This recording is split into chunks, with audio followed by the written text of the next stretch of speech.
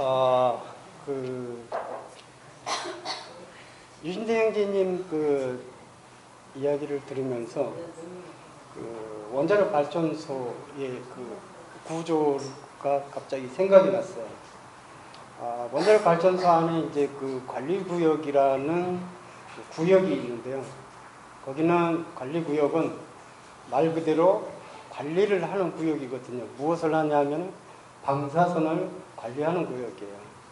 근데 방사선을 관리하는 구역 안에는 이제 방사선을 맞을 피폭될 수 있는 그런 소지가 있기 때문에 무조건 관리를 하는 겁니다. 거기에는 연료 건물도 포함이 된 거고요. 그런데 그 구조가 어떻게 돼 있냐면은 모든 곤충이고 벌레고 그 안에 들어가면 나올 수가 없어요. 나오지 못합니다. 왜 그러냐면은 전부 공기가 흡입되도록 돼 있어요. 안으로. 그래서 그 관리구역을 들어가려고 하면 사람이 이렇게 남자 힘으로 당겨가지고 잘 열리지가 않아요. 왜냐하면 그만큼 흡입이 세기 때문에 어떤 실수로 방사선이 유출될 수 있거든요, 밖으로. 그런 걸 방지하기 위해서 전부 모든 공기가 안으로 빠져들어갈 수 있도록 그렇게 설계가 되어 있습니다.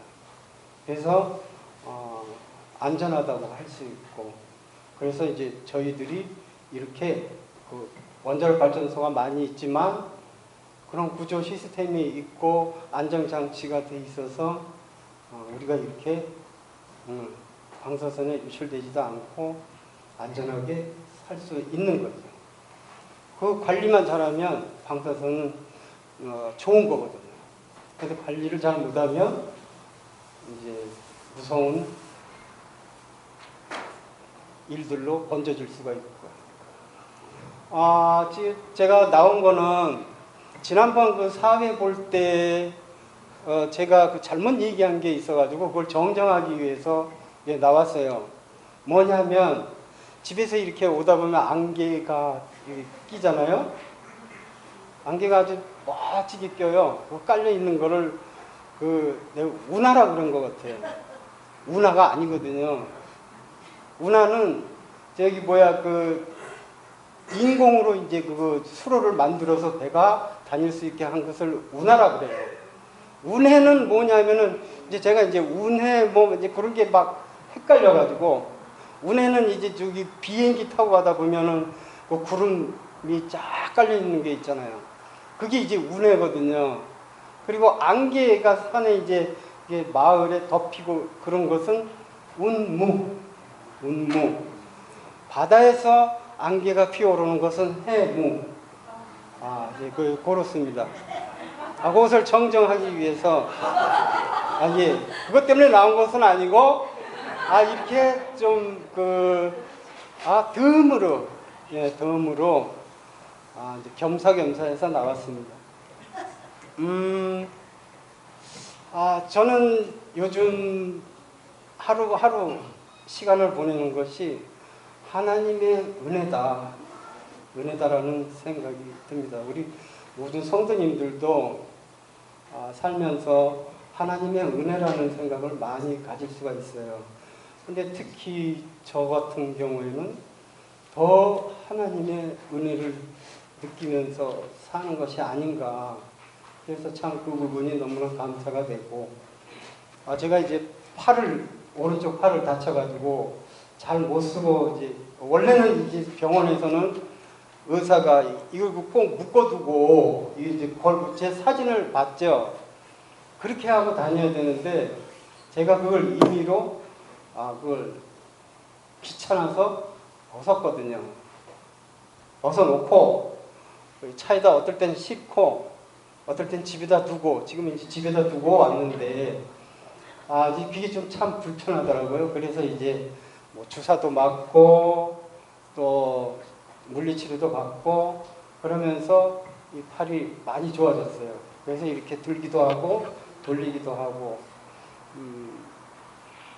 그런 것도 참 주님의 은혜다라는 게 생각을 가지게 되고 참 너무 감사가 돼요. 그래서 길게 하면 안 되고 순서가 또 뒤에 원래 다 시간을 할애하고 싶지만 이걸로 마치면서 하나님의 은혜라는 찬양을 불러드리고 싶습니다. 잘은 못 부릅니다. 근데 무반주. 네, 저는 무반주를 좋아합니다.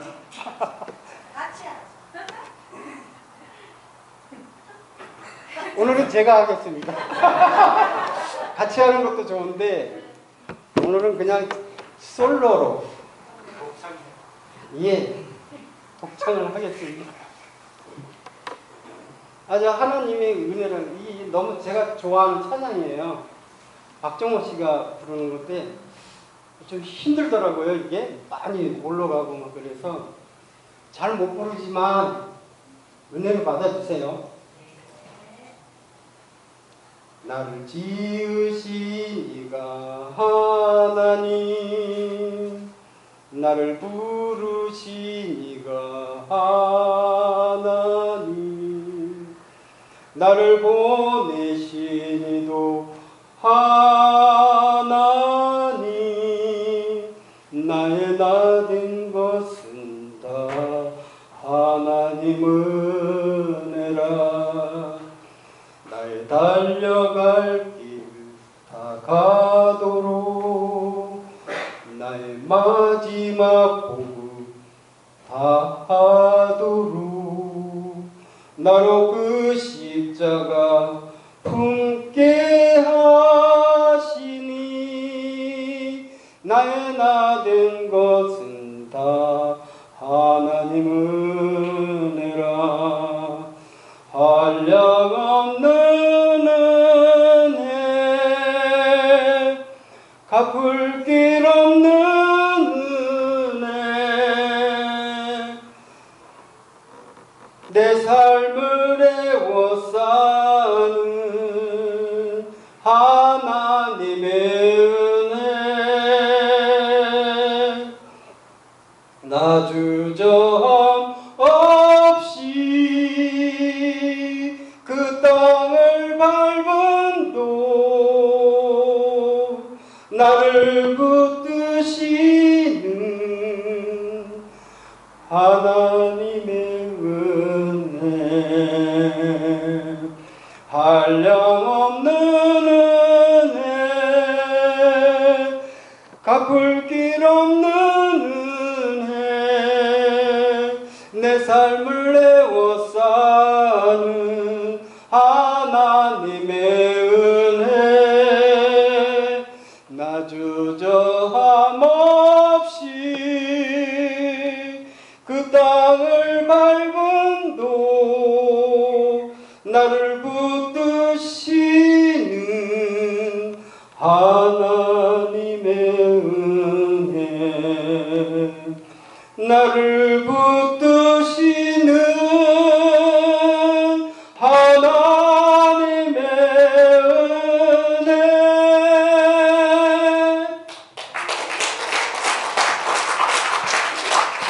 감사합니다.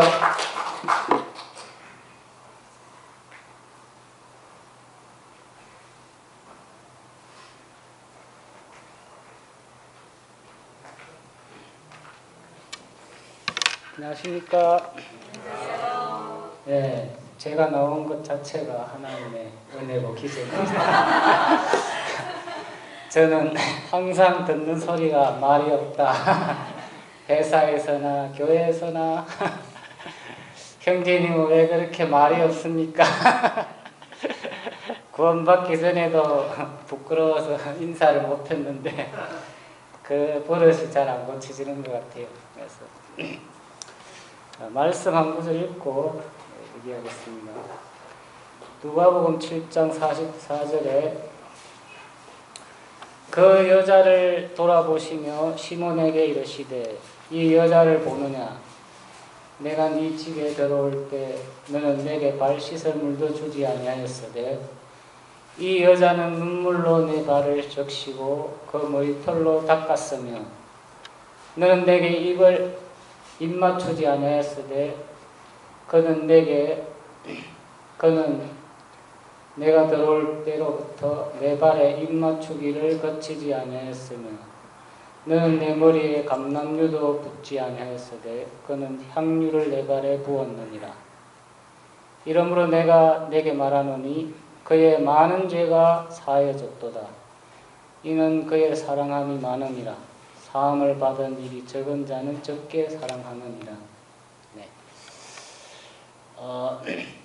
이 죄인인 여자가 예수님의 머리로부터 발까지 들어오자마자 입을 계속 맞추고 머리털로 씻고 향유를 붓고 눈물로 흘리면서 예수님 발을 닦아주는 행위를 했는데 자기의 죄가 씻어지고 그 예수님의 사랑을 느끼니까 그렇게 감사하며 예수님의 장례를 준비하는 것을 볼 수 있듯이 제 마음에도 내 속에 있는 죄, 또 내가 행동으로 한 죄, 그런 것들을 계속 생각해 보면서 예수님의 사랑이 너무나 크고 놀랍고 또 하나님을 믿을 수 없는 자인데 믿을 수 있도록 인도하신 것들이 하나님의 사랑을 느끼니까 감사하더라고요. 저는 청년 때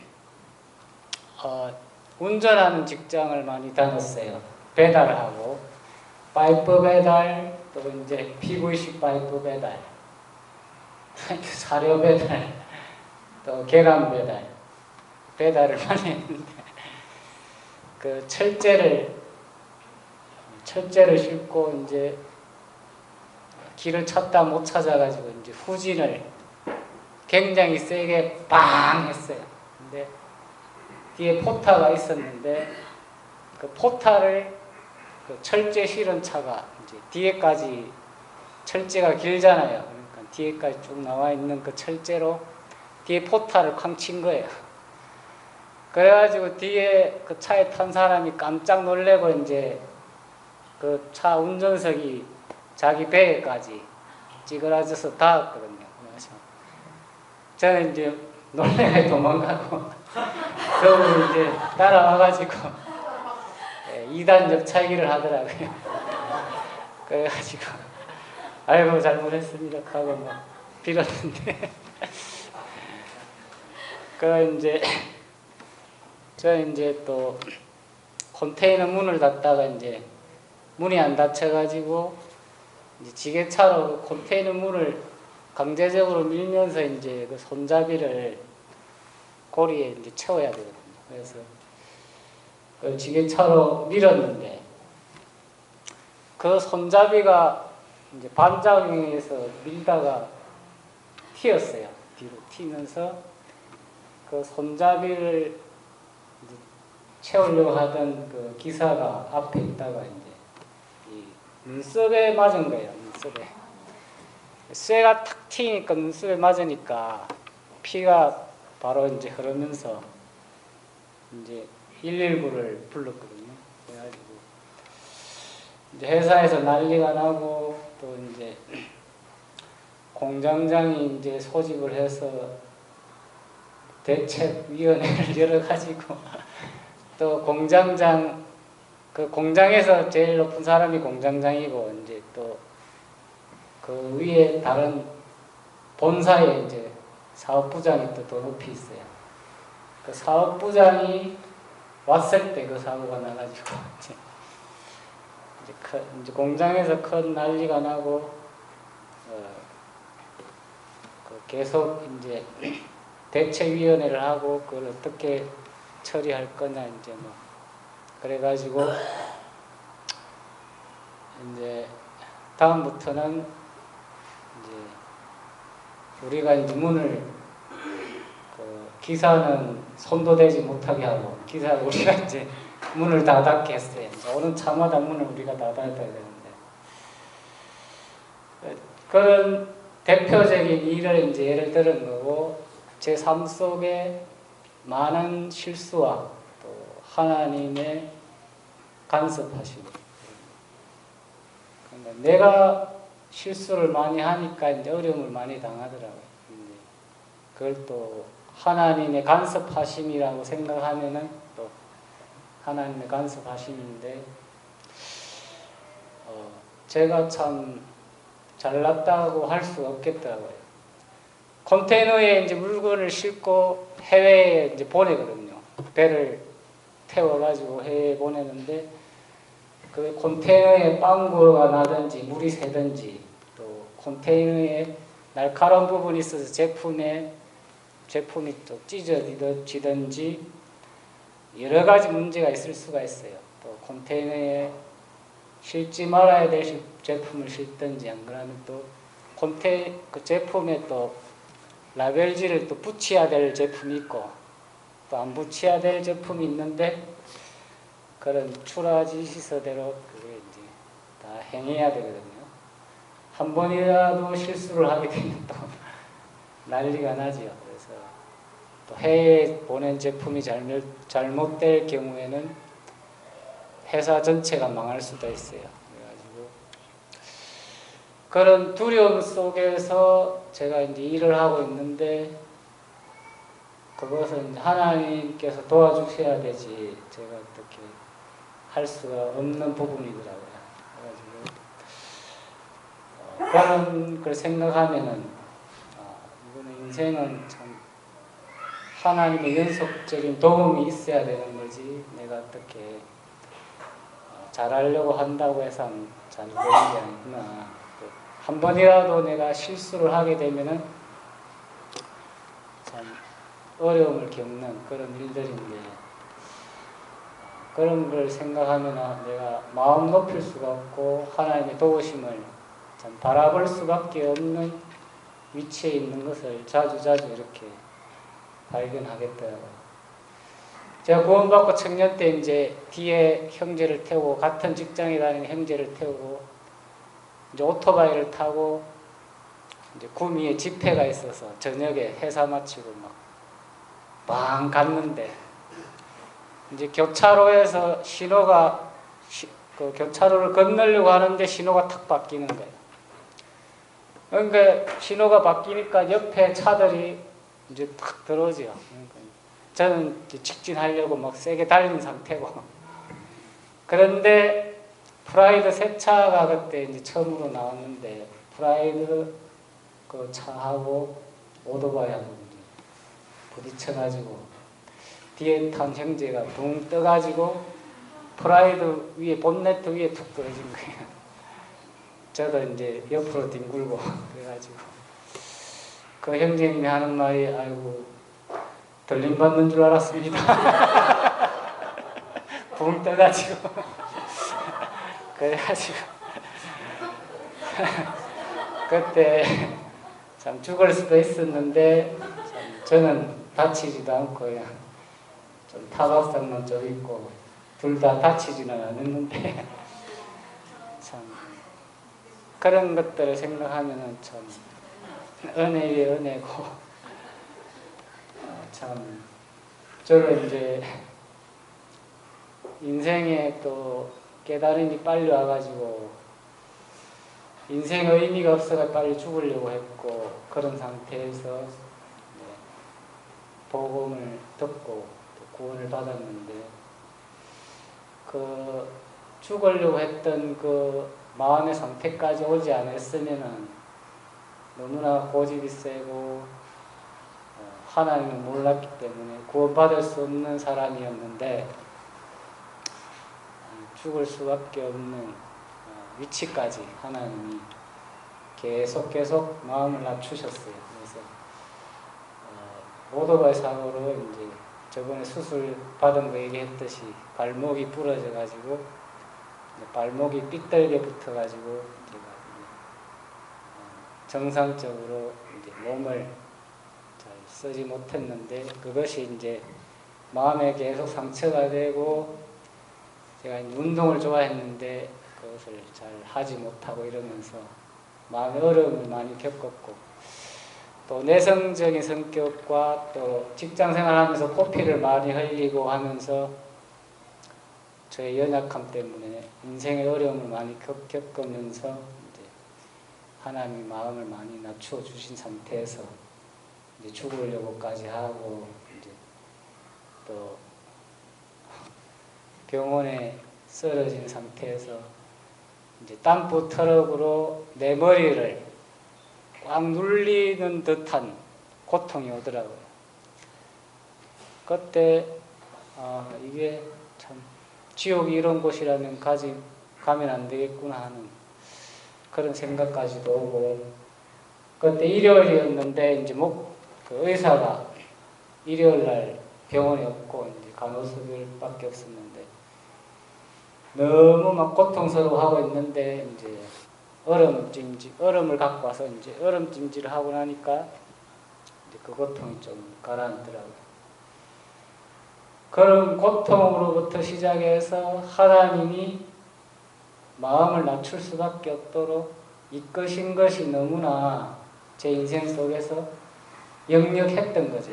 그래서 그런 것이 없었다면 제가 고집이 세고 나름대로 고지식했기 때문에 나름대로 철학이 있었기 때문에 정말 구원받을 수 없는 사람이었는데, 그전에도 누나 따라서 이제 교회를 몇 번 갔지만 하나님의 말씀에 관심이 없고 그런 상태에 있었는데, 그 고통을 겪고 나서 교회에 가니까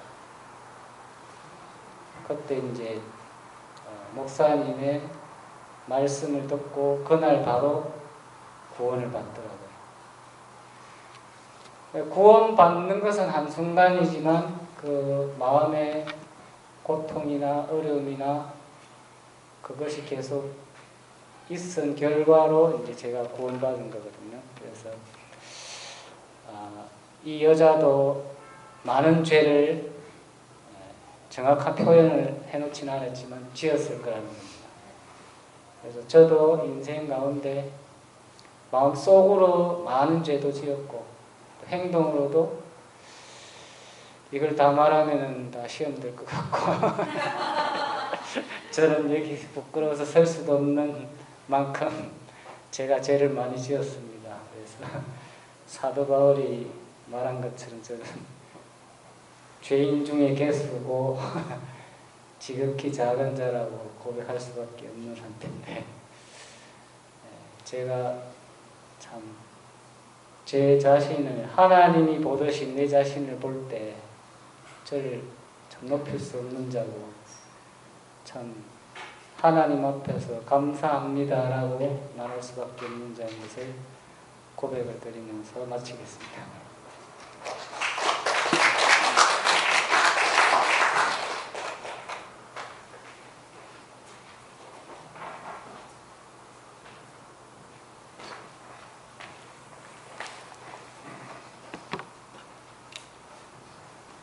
네, 안녕하세요. 예, 아주 간만에 이렇게 앞에 서 보는 것 같은데요. 일단은 좋은 소식일 수도 있고요, 또 별로 좋지 않은 소식일 수도 있고, 저희 아버지 근황을 전하기 위해서 이렇게 앞에 나와 있습니다. 그 앞서 톡에 한번 드렸던 것처럼 수요일 퇴원을 하셨고요. 퇴원을 하셔서 지금 집에 계십니다. 일단 경대병원 암센터에서 더 이상 해줄 수가 없다고 이제 빨리 퇴원을 종용합니다. 뭐 그쪽에서도 돈이 돼야 되겠죠. 네. 그래서 퇴원을 하는데 이제 조건 자체는 호스피스 병동으로 옮기든지 해야 되는데, 일단은 뭐 언제 이렇게 또 쫓아나실지 모르는 상황에서 뭐 아무데나 갈 수는 없고, 그래서 좀 시설 괜찮은데 호스피스 병동이 생길 때까지 이렇게 기다리고 있는 중이고, 그리고 일단 집에서 간병하고 있습니다. 제가 수목금토 이렇게 4일 동안을 이렇게 계속 옆에 있습니다. 옆에 있으면서 보니까 뭐 우리도 사람마다 극심한 통증 가운데 시달리기도 하는데요. 저도 이렇게 몸이 안 좋아가지고 큰 통증을 느낀 적이 있습니다.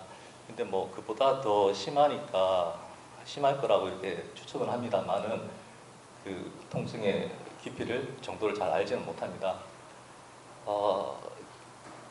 매일같이 이렇게 큰 통증 오는 게 한 4번, 5번 정도 있는 것 같습니다. 일단 식사하기가 굉장히 힘들고요. 그 시간을 뭐 식사 한번 하려고 하면 뭐 1시간, 2시간도 이렇게 걸려요. 일단 식사를 해야지만 또 독한 약을 받을 수 있으니까 억지로라도 해야 됩니다. 네, 그 시간 지켜보는 게 좀 힘들고요. 그리고 밤이 좀 힘들죠. 그 저녁에 약을 먹고 아침에 또 약 기운이 다 떨어질 때 또 새벽에 굉장히 통증을 많이 느끼십니다. 그래서 그 방에 이렇게 요즘 좋더라고요. 무선 응급 벨이 있더라고요. 그렇게 설치는 해놨는데 혹시나 저도 잠깐 졸았을 때 이렇게 벨 누르면 이렇게 달려갈 수 있도록 하고 있는데요. 일단 제일 아픈 거는 뭐 사랑하는 사람이 이렇게 고통 가운데 있는 거 그걸 지켜보는 게 제일 힘든 것 같아요. 웃고 즐겁게 또 이야기하고 그렇게만 할 수 있으면 좋은데 고통을 지켜보는 게 그게 저로서는 고통인 것 같습니다. 잘 견뎌내시고 있는 것 같아서 다행이고요. 사실 수요일 이렇게 오실 때는 뭐 제가 얼마나 이렇게 같이 있을 수 있을까 그런 걱정도 많이 했는데 오히려 4일 지나면서 뭐 오히려 화석이 도는 것 같습니다. 이렇게 오히려 저희 아버지께서 2002년도 전립선 암으로 그때 수술을 받으셨는데 그때도 일반 병원에서 작은 데서 이렇게 시기를 늦추고 해서 놓쳐버렸어요. 수술할 수 있는 시간을. 그때 이제 동산병원에서도 수술을 해봐야 한 6개월 사실 거라고 마음의 준비를 하라고 이제 가족들한테 이야기했는데 그리고 나서 18년 사셨어요. 그래서 그 18년 가운데에서도 뭐 갑자기 앞이 안 보이기도 하고 또 이렇게 뭐 저도 못 알아보시고 정신을 잃고 그렇게 이제 중풍으로 또 이제 병원에 크게 4번 정도 들어가셨어요. 그 순간마다 이렇게 그 짧게 살 거라고 이야기했던 세상 사람들은 그렇게 이야기했지만은 그렇게 긴 시간을 보내기도 했고요. 그래서 막연한 묘한 기대도 생기는데 또 18년을 더 사실란가 그런 생각도 하고 있습니다. 그래 뭐 어차피 제가 말씀드린 것처럼 길동무가 되었으면 좋겠다 그런 생각인데 제가 이렇게 아버지와 함께하는 시간을 하면서 느끼는 부분은 제가 이제 우리가 믿음을 가지고 이렇게 소망 가운데 살아가면서 그 길이 과연 얼마나 기쁘고 또한 얼마나 복된 길인가 그런 것에 대해서 이렇게 아직 시간이 남아있다고 생각해서 그런지 그거를 좀 등한시하거나 제대로 감사를 못 드리는 것 같아요. 어차피 한번 태어나고 또 떠나가는 인생길에서 어떤 모습이든지 또 언제가 되든지 그렇게 세상을 떠날 수밖에 없는데 그 길에서 충분한 감사와 찬양을 드릴 수가 있을까 그런 점을 지금 배우고 있는 시간인 것 같습니다. 그래서 아버지께서는 굳이 필요 없다고 하실지 모르겠습니다만 그 길동무를 자처하고 있는 이유는 제가 오히려 배우는 부분이 많기 때문이라고 생각하게 되고요.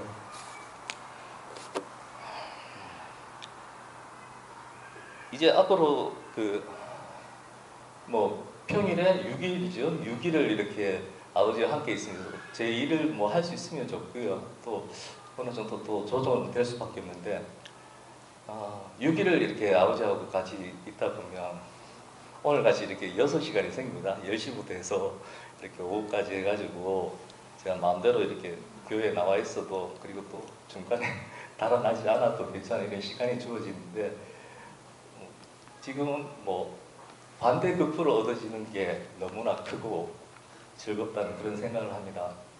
그래서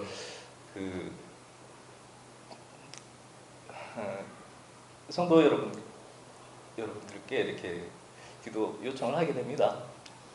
정말 소설은 즐거운 것인데 고통이 없었으면 좋겠다. 왜 이렇게 아프게 가노? 그런 고백이 인간적일 수밖에 없는 것 같아요. 또한 믿음이 있다 하더라도 그 고통의 순간을 바라보면 너무 힘드니까 약이 딴 거 없어요. 치료제가 있으면 암 정복할 수 있는 건데 가슴에 붙이는 마약이고 복용하는 마약이고 중간에 너무 그래도 통증이 심하면 먹는 마약이고 그렇습니다. 예, 잠시 잊고 산다고 해서 그 통증이 가는 건 아닌데 우리는 그 맞자 이제 마귀죠. 마귀 맞자인데 그렇게 세상 가운데서 뭐 중요한 걸 잊고 사는 경우가 많은 것 같아요. 그런 거에 대해서 저 자신은 은혜 받고 또한 기쁨을 받게 되는 그런 시간 속에 있습니다. 기도 많이 부탁드리고요. 나온 김에 제가 조금 더 말씀을 드릴게요. 짧은 시간 안에 굉장히 은혜를 많이 받고 있는 걸 느낍니다.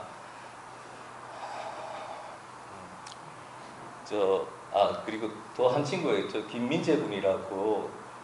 그 친구가 이제 공무원 1월 2일부터 이렇게 출근을 하고 있습니다. 시간이 날 때 한 번씩 이렇게 만나서 교제도 하고 하는데, 같이 어디 갔다 돌아오다 보면 이렇게 교제를 하는데 굉장히 좀 놀라운 게 있었어요. 저희 돌아다 보면 동명에서 이제 칠곡 돌아다 보면 날마다 좋은 날이라고 고깃집이 있습니다. 다음에 저하고 한번 같이 가셔도 되고요. 사드릴게요. 거기 보면 깜깜한 가운데서 이렇게 들여다보면 밤에 보면 날마다 좋은 날이 있길래 이제 계속 전에 이제 그 친구한테 믿음의 교제를 한다고 이렇게 말을 꺼내기 시작한단 말이에요. 근데 그게 글자 나중에 한번 보시면 날마다 죽는 날로 보여요. 진짜입니다. 그래서 날마다 죽는 날이라고 운을 뗀단 말이에요. 그랬더니만 어디요? 그러길래 저기 있잖아. 좋은 날인데 죽는 날로 보이지 않느냐고. 죽어야 좋은 날이라고 그렇게 이야기를 하는데 제 딴에는 이제 이야기 한마디 꺼내고 난 다음에 사실 그런 착각하잖아요. 이야기 잘했는 것 같다 이런 생각을 하는데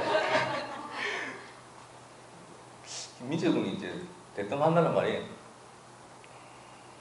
아저씨 그런데 오늘은 아저씨 덜 죽으신 것 같은데요? 그렇게 이야기를 하더라고요. 그래서 갑자기 훅 들어온단 말이에요. 어떤 면에서 제가 되물었는데 그래서 이야기를 안 해줘요. 아저씨 상처 받으실까봐 말씀 못 드리겠다고. 근데 사람이 궁금하잖아요. 내가 뭘 덜 죽고 있고. 그래서 집요하게 캐물었죠. 그래서 일단 몸 상태가 안 좋았어요. 안 좋은데 그래서 안 좋은데도 이렇게 죽을 만큼 힘든데도 너하고 이렇게 시간을 냈다. 그런 의미에서 좋게 이야기해 주는가 또 사람은 자기 착각 속에 살죠. 그런 의미인가 싶어가지고 육체적인 거냐고 물으니까 그건 아니래요. 그럼 영적인 거냐고 물으니까 그렇다고 하더라고요. 그럼 영적으로 덜 죽는 상태를 이야기해 주는 거잖아요. 그럼 또 그게 어떤 부분에서 내 이야기하는 가운데서 그게 느껴졌냐고 묻잖아요. 이젠 절대 말 못한답니다. 정말 상처받으셔가지고 다시는 안 보일 것 같다고. 예, 살살 돌려가지고 이야기 듣는데 어떻게 보면 호불호가 나뉠 수도 있다고. 신념에 잘 수도 있고 자기 생각이 옳아서 강하게 주장할 수도 있고 또한 설득력을 가질 수도 있으나 듣는 사람 입장에서는 굉장히 불편할 수도 있겠다고. 예, 그런 이야기를 하더라고요. 제대로 한번 맞았죠. 그래서 어떻게 했으면 좋겠냐고 이야기하니까 처음으로 이제 빨리 헤어지고 싶었는데 처음으로 그날은 이제 제가 안 보내는 거죠. 그 이야기를 들으려고 하니까 성경도 잘 안 봐요. 또 복음 교제도 거부하고 하는데 바울의 서신서를 보라고 하더라고요. 이건 도대체 뭔가? 그래서 제가 그 서신서를 그 많은 걸 어떻게 다 보냐고 하니까 이제 정말 다른 사람인데 또 이야기합니다. 뭐 13권밖에 안 되는 거 그걸 뭘 그래 봐야 되겠다 꼭 볼게 이렇게 이야기를 했어요. 근데 나중에 이제 성경 말씀을 복귀해서 도대체 어느 부분에서 이렇게 이 아이에게도 불편함을 끼쳤고 잘못하고 있는가, 그것을 이제 고민하게 되는데, 한 30분 있으니까 이제 그때도 요령이 생겨가지고 요행을 피우는 게 막 찾고 있는 거예요. 어느 부분이 맞나 싶어서 처음부터 이렇게 열쇠를 읽어 나가면 되는데 그냥 요건가 하면서 이렇게 뒤적이고 있는 거예요. 그렇게 한 30분 뒤적이고 있는데 이제 그 아이가 말씀을 보내줬어요. 갈라디아서 5장을 보내줬는데요. 19절부터 26절까지입니다.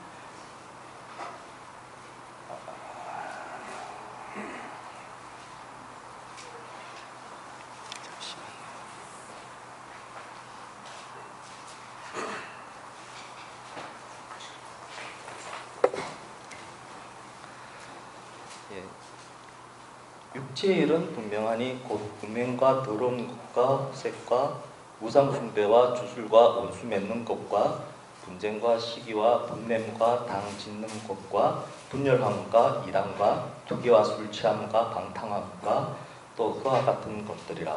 전에 너희에게 경계한 것 같이 경계하느니 이런 일을 하는 자들은 하나님의 나라를 유업으로 받지 못할 것이요.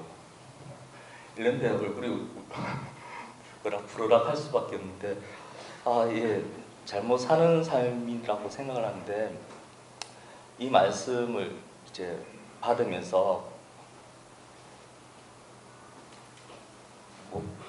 어느 부분이 잘못됐을까, 세밀하게 보면 전부 다고요. 크게 보면 이 중에서 이거 이런 식으로 찾아낼 수 있는데, 읽다가 이제 깨달은 부분이, 안 그래도 홍합 선생님께서 얼마 전에 말씀 보내주신 거 가운데 있잖아요. 대인춘풍 지기 추상이라고 하는데, 저희가 또 복음을 교제를 할 때 전할 때는 그런 말 잘하죠. 정말 좀 자기가 잘 하고 있고 또 자기가 죄가 없다고 죄에 대해서 자백을 하지 않는 사람들한테 털어서 먼지 안 나는 사람 없고, 그리고 작은 죄도 지었고 하나님 앞에서는 하나를 잘못하나 100가지를 잘못하나 큰 걸 잘못하나 아주 작은 걸 잘못하나 똑같은 거라고. 죄를 갖고 있는 거, 지고 있는 거, 그거 자체가 잘못됐다고 이렇게 이야기를 하는데, 구원받고 이렇게 성도로서 살아가는 삶 가운데서는 세상 사람들한테 복음을 전하기 위해서 제가 하는 말이나 그리고 믿지 않는 사람들에게 가볍게 보면서 이야기하는 부분에서 제 자신에서는 관대하고 있다는 생각을 하게 되더라고요. 음행을 하지 않았다고 해서, 간음을 하지 않았다고 해서, 그리고 아주 손가락 받을 짓을 하지 않았다고 해서 내가 이렇게 온전한 성도로서 그리스도의 자녀로서 살아가고 있는가, 거기에 대해서 생각을 하게 되는데요.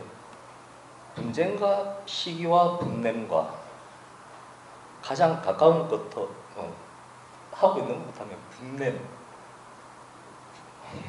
분내는 것 자체 정확하게 잘 지적해 주시는 부분이 감정적이라는 표현대로 제가 평가받을 수도 있는 거고, 또한 제가 어떠한 일에 대해서 흥분하고 그리고 또 그것을 가라앉히지 못하는, 그리고 그 부분을 잊지 못하고 기억하고 어떠한 사람에 대해서 잘못 생각하고 또한 판단하고 바라보고 있는 저 자신에 대해서 돌아보게 되더라고요. 아무리 일을 많이 한다고 해서 제가 잘못하는 부분이 덮여질 수 있는 부분은 아니고요. 온전히 이 부분에서 이 부분은 나중에 좀 개선돼야 될 여지가 있지만 내가 다른 건 잘하고 있고 이거는 지켜내고 있다는 이런 생각으로 살아왔던 날들이 제가 구원받고 지금까지인 것 같습니다. 그래서 아마 이 말씀을 그 아이로부터 보내준 것 같아요. 그래서 안 그래도 저는 제가 저 자신이 발람이라는 생각을 많이 했습니다. 오죽하면 나귀를 통해서도 그렇게 그 어그러진 길을 막아서시는데, 복음 교제는커녕 어떠한 그 이야기 자체도 통하지 않는 아이의 입술을 통해서 이 말씀을 제게 전해 주셨을 때는 제가 이제는 좀 정신 차리기를, 그리고 이제는 더 이상 어그러진 길에서 잊지 않기를 원하시는 그런 사랑이지 않을까, 그런 생각을 해봤습니다. 그래서 성령의 열매에 대해서 사랑과 희락과 화평과 오래 참음과 자비와 양성과 충성과 온유와 절제, 이 부분이 우리 어느 만큼, 제가 표현 자체가 우리라서 그렇지 제가 어느 만큼 이게 드러나고 있는지 모르겠습니다. 이거는 되고 나머지는 덜 드러나고 그런 거 없는 것 같아요. 우선순위도 없을 뿐더러 이거는 나타나고 저건 안 나타나고가 없다고 생각하거든요. 한 부분이 되면 다 될 거라고 생각하는데 제게 이러한 모습이 없다는 그런 자백과 고백을 하게 되고, 그날 밤 정말 펑펑 울게 되더라고요. 회개를 하게 되는데, 회개라, 제가 회개에 대한 부분도 어느 정도 타협을 시도합니다. 조금 시간을 갖고 또한 조금 상태 봐가면서, 왜냐하면 지금까지 제가 해왔던 게 잘못되었다는 걸 인정하기 싫은 거죠. 근데 진정 회개는 그 순간에, 한순간에 돌이켜야 되고 또한 고쳐져야 된다는 제가 알고 있던 그 회개의 의미를 다시 새겨보게 되는데요. 자백할 수밖에 없고 돌이킬 수밖에 없었다는 그런 은혜의 순간이 있었습니다. 예, 만일 우리가 성령으로 살면 또한 성령으로 행할지니 헛된 영광을 구하여 서로 노엽게 하거나 서로 투기하지 말지니라. 제가 우리 베드로전서 4장 8절 말씀도 그렇고요. 서로 뜨겁게 사랑하라고 이야기를 하시는데 9절에도 보면 서로 대접하기를 원망 없이 하고, 10절 각각 은사를 받은 대로 하나님의 여러 가지 은혜를 맡은 선한 청지기 같이 서로 봉사하라. 제가 은혜 받는 말씀은 사랑과 봉사와 섬김이기도 하지만은 서로라는 부분입니다. 참 교만하고 교활하고 어리석은 자임을 고백할 수밖에 없는 게, 말씀을 가지고, 거룩하신 말씀을 가지고 장난을 친 게 사실입니다. 이게 좋은 말이고 나에게도 해당하지만 여러분들에게도 해당한다는 그런 마음이 깔린 채 말씀을 사용하기도 많고요. 근데 서로 사랑하라, 사랑하라, 사랑하라 교육하면서 이야기하면서 사랑하라는 그 덕목을 가르치면서 서로라는 부분은 많이 간과되고 있는데요. 똑같이 사랑해야 됩니다. 누구는 사랑하고 누구는 그것을 받기만 하고 하는 게 아니라고 생각하는데, 근데 그 자체에서 남을 가르쳐 왔다면 제가 받는 거는 저 먼저 해야 된다는 겁니다. 조건 관계에서 둘이가 있을 때요, 상대방은 날 사랑하지 않더라도 제가 사랑하다 보면 상대방도 사랑하면 이 관계는 성립해요. 근데 상대방이 먼저 사랑해야지 내가 사랑한다는 그런 전제 조건이 있으면 계속 상대방만 살피고 있겠죠. 사랑 하나 안 하나. 일단은 제가 먼저 사랑하고 있으면 상대방만 사랑하면 그 게임이 빨리 끝나는 거지 않습니까? 그래서 그런 부분에서 홍호성 형님 말씀해 주시는 것처럼 자기 자신에 대해서 먼저 돌아보고 또한 사랑할 수 있도록 하고 섬겨야 되지 않겠나, 그런 말씀을 받는데요. 갈라디아서 5장 15절에 보면 만일 서로 물고 먹으면 피차 멸망할까 조심하라. 서로 사랑해야 되고, 그리고 서로 사랑하지 않는 부분이 지속되고 간다면 피차 멸망한다는 거죠. 너는 살고 나는 죽고, 나는 살고 너는 죽고, 그런 개념이 아니라 주님께서 말씀하시기를 서로 사랑하라고 하셨고 또 피차 멸망한다고 하신 부분에 주목하게 됩니다. 우리 잘하는 거 저만 그렇습니까? 하다 보면 남이 힘들고 아프면 그래도 내가 맞았다고, 저 사람이 떨어져 나가고 저 사람은 주님의 사랑을 온전히 받지 못하고 견뎌내지 못하고 나는 주님의 편에서 뜻대로 가운데 잘 있었다고 그렇게 착각하기 쉬운데요. 아니죠. 서로 사랑하는데 하나가 떨어져 나가면, 아까 장로님께서 부부 이야기도 하셨는데요. 제가 산 증인이지 않습니까? 서로 사랑하지 못하면 이혼받기도 합니까? 피차 멸망한다는 건 한 사람이 아픈 관계, 한 사람이 떨어져 나가는 관계, 그 자체가 피차 멸망입니다. 좀 더 사랑할 수 있었으면 좋겠고, 좀 더 이해할 수 있었으면 좋겠다는 생각을 합니다. 이런 고백이, 그러면 갑자기 말씀을 받았을 때 이런 생각을 할 수 있지 않느냐? 갑자기 왜 이렇게 왔을까? 제가 앞서 며칠 전에 그 황당한 일이 있었는데 이것만 하고 마치도록 하겠습니다. 보통 이제 일본에서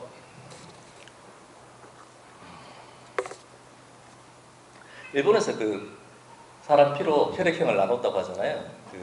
그래서 이게 혈액형 가지고 사람 성격을 구분하기도 하는데 그게 신빙성이 없고 또 맞지 않다고 이야기하는 게 정설로 굳어지고, A형은 뭐 그런 거 있잖아요. 좀 소심하든지 아니면 치밀하든지 그런 게 있고, 어떤 혈액형은 활발하고 활달하고 그렇게 하는데, 저는 어릴 때부터 이렇게 해가지고 혈액형이 A형입니다. 그래서 예전엔 불과 몇 년 전에는 이렇게 보미자매한테 그런 이야기 들었어요. A형 중에 이제 트리플 A형이라고 극소심에 또 극치밀한 걱정함 이렇게 뭐 그런 게 많다고 이야기를 많이 들었는데, 예, 그렇게 살았어요. 근데 이게 부각돼 버리면, 나타나 버리면 제가 다른 생각을 못 펴겠더라고요. 뭐 이야기 좀 하려고 그러면 감정적이다 그러고, 이야기 좀 하려고 그러면 소심해서 그렇다 그러고, 이게 너무 듣기 싫은 거예요. 그래서 근데 제 성격 가운데 이렇게 뭐 회사 생활을 하든지 아니면 사회생활을 하든지 남 앞에서 이렇게 이야기하거나 아니면 또 뭐 관계에서 굉장히 활달한 부분이 많아요. 그래서 뭐 보통 이제 타협을 찾아는 게 AO라는 이 혈액형이 있더라고요. 아, 난 그 둘 중인데 하나가 드러나는 것 같다. 그렇게만 생각을 했는데, 군대에 갔을 때 훈련소에서 이제 헌혈을 하는데 제 피를 이렇게 뽑기 위해서 검사를 하는데 그게 O형입니다 그러더라고요. 그래서 야, 역시 군대는 정말 뭐 한부 나이롱이다. 이거 도대체 이렇게 못한다고. 저 이따 A형인데 우리가 다시 한번 해줬더라고. 간호사도 얼마나 투명한지, 그냥 애들을 뭐 피 뽑는 뭐 유치로 생각하는지, 아, O형입니다. 이때까지 잘못 하셨습니다. 그러길래 그러고 지나갔거든요. 근데 또 지금까지 또 제가 몸 상태 체크하기 위해서 이렇게 피를 뽑고 검사를 했는데 지금까지 A형이었어요. 그렇게 살아왔어요. 그러니까 그 성격 부분에서도 굉장히 신경을 많이 썼고요. 근데 제가 얼마 전에 입원했잖아요. 그래 심장도 검사하고 하는데 이제 심장 검사 쪽으로 해가지고 피 순환이 이제 역류되는 부분도 있고, 그래서 피 이야기가 나오는데 그때 알았습니다. 제 피가 혈액형이 O형이라는 것을. 지금 나이 동안 A형으로 알고 살았단 말이에요. 그거를 보면서 이제 핀잔을 들었어요. 아니, 제가 A형이든 아니 O형이 맞다고. 이때까지 잘못 하셨고, 그래 핀잔을 듣는 게 헌혈 좀 하세요. 하시면 아실 건데 그렇게 이야기하더라고요. 예, 좀 무관하던데. 그래서 이제 굳이 일본에서 나오는 혈액형 기준에 맞추면 이때까지 이해 안 됐던 부분에서 좀 맞아 들어가기도 하는구나 이렇게 또 생각을 하게 되더라고요. 감출 수 없는 부분이 있었는데 그 피에 대한 부분에, 성격에 대한 부분에, 기질에 대한 부분이, 이런 생각을 하다 보니까 제가 김민재 군을 통해서 말씀을 받았다고 했잖아요. 저는 이제 구원받고 침례받고 성도로서 이 강북교회에 더해져서 살면서 제가 그리스도의 하나님이 자녀라고 착각 가운데 살았나 봐요. 제가 김병현 선생님께는 한번 고백한 게 있는데, 제가 제 몸속에 흐르는 피도, 수시로 검사할 수 있는 피도 뭔 피인지 몰랐다고. 이렇게 살아가면서 지금 제 몸속에 그리스도의 피가 흐르고, 그리고 제가 생각하고 또한 은혜 받아서 전한다고 그리고 사람에게 이야기하는 부분이 온전히 주님으로부터 온 것인가 거기에 대한 고민을 하게 되었다고. 진짜 제가 가라지일 수도 있고 저는 구원받지도 못한 마귀일 수도 있겠다 그런 생각을 해보게 되었어요. 찔러서 수시로 확인할 수 있는 그 피도 몰랐는데 드러나지도 않고 남은 알 수 없고 저 자신은 속이기 쉬운 이 피를 얼마나 착각하고 살았을까. 말씀 가운데 비춰볼 수밖에 없고 또한 그 말씀을 먹은 자로서 또한 은혜 받은 자로 살아가는 그 행실에서 나타날 수밖에 없는데 그 부분이 온전치 못하면 나는 과연 그리스도의 피가 흐르는 자녀일까 그런 생각을 해보게 되었습니다. 그래서 이때까지 살아왔던 그러한 부분에서 내가 철석같이 믿고 있던 부분에 대해서 다시 한번 점검을 하게 되고 또한 돌이키게 되고요. 새로 주신 말씀 가운데서 또한 집중해서 살아가야 되겠다는 그런 생각을 하게 됩니다. 제일 처음으로도 아버지 이렇게 집에서 모실 수 있는 것도 은혜의 연속인 거라고 생각을 하게 되고요. 긴 시간 함께 하면서 기도할 수 있으면 좋겠다는 생각을 하게 됩니다. 예.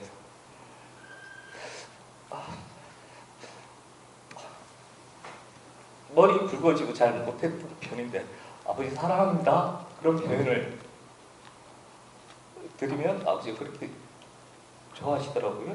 네. 네, 성도님들 사랑합니다.